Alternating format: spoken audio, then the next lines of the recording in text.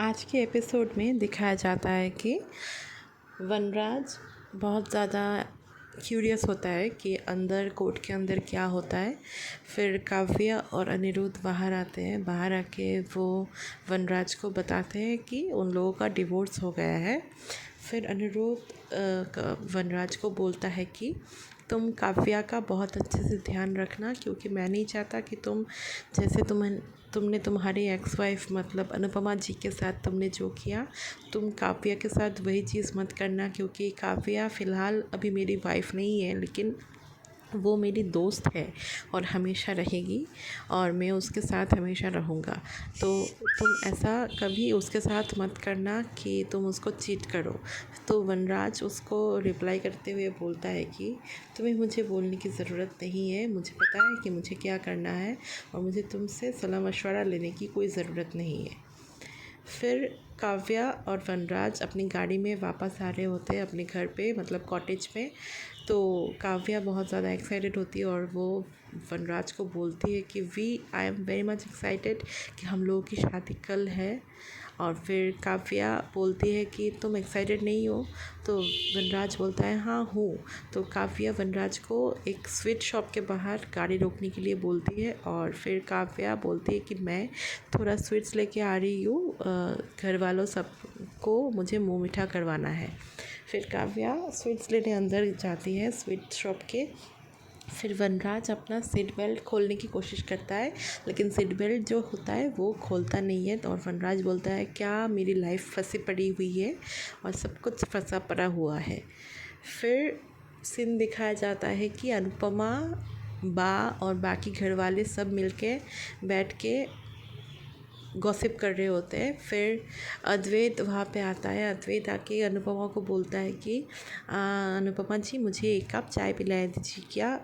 यहाँ के सबसे हैंडसम डॉक्टर को तो एक कप चाय पीने का पूरा हक है। फिर अनुपमा जाके अद्वैत के लिए चाय बनाती है। फिर अद्वैत बोलता है कि आपके हाथ की चाय तो बहुत अच्छी है। फिर समर अद्वैत को पूछता है कि सर्जरी कब तक होगी? फिर अद्वैत बोलता है जैसे सर्जन्स की डेट मिले तब तक हो जाएगी। फिर अनुपमा बोलती है कि हाँ हो जाएगी। फिर तोशु जो होता है, तोशु बोलता है मम्मी आप चिंता मत कीजिएगा, हम आपके साथ हमेशा रहेंगे। फिर डॉली बहन और बाकी सब भी बोलते हैं कि हाँ भाभी हम लोग हैं आपके साथ हमेशा।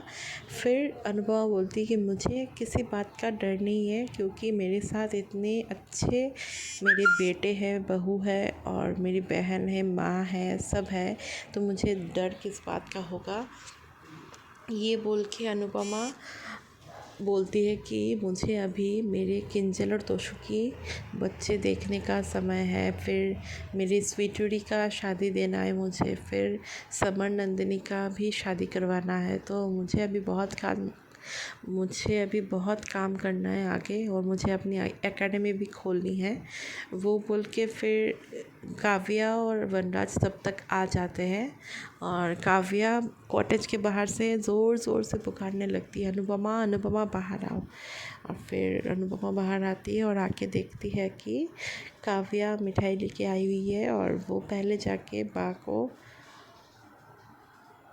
को मिठाई देती है और उनके पैर छू के बोलती है कि बा मुझे आशीर्वाद दीजिए, हमारी कल शादी है। और फिर वो जाके अनुपमा को मिठाई देने लगती है। तो अनुपमा उसका हाथ पकड़ के बोलती है कि मुझे नहीं, तुम अपने आप का मुँह मीठा पहले करो फिर मैं खाऊंगी। फिर काव्या अपना मुँह मीठा करती है और फिर अनुपमा उसकी मिठाई से थोड़ा टुकड़ा लेके अपने मुँह मीठा करती है।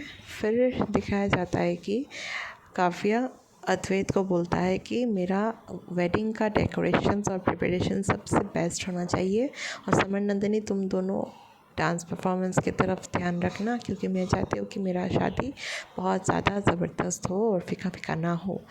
फिर माँ जो होती है वो मेहंदी पीसने लगती है, क्योंकि काव्या ने बोला था कि काव्या की मेहंदी बाप इसके दे और मेहंदी वाली लगवा देगी। और फिर वनराज का हल्दी लगने के बाद वो हल्दी काव्या के पास दे दे। तो वही के लिए बाप पीसने लगती है और अनुपमा को बोलती है मुझे पीसने का भी मन नहीं है, अभी पोते बहू लाने की उम्र में मुझे बेटा बहू लाना पड़ रहा है, तो ये मुझे अच्छा नहीं लग रहा है। फिर लीला जाके वनराज को उल्टा सीधा बोलती है। वो बोलती है कि अभी तो मुझे सोचने में भी कैसा लग रहा है, तुझे करने में कुछ नहीं लग रहा है, तो कैसे अपनी पोते बहू के बेटे बहू लाने के समय में तू अपना शादी कर रहा है। फिर वनराज बोलता है अभी क्या करूँ मैं, वो नहीं होता अगर अनुपमा मेरी बात मान ली थी तो। लीला बोलती कि तूने मानी थी अनुपमा की बात।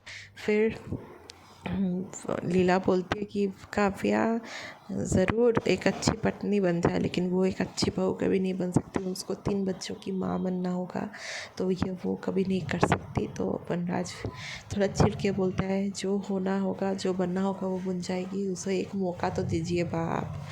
फिर वनराज अपनी काम में निकल जाता है और फ़िलहाल कल के एपिसोड में दिखाया जाएगा कि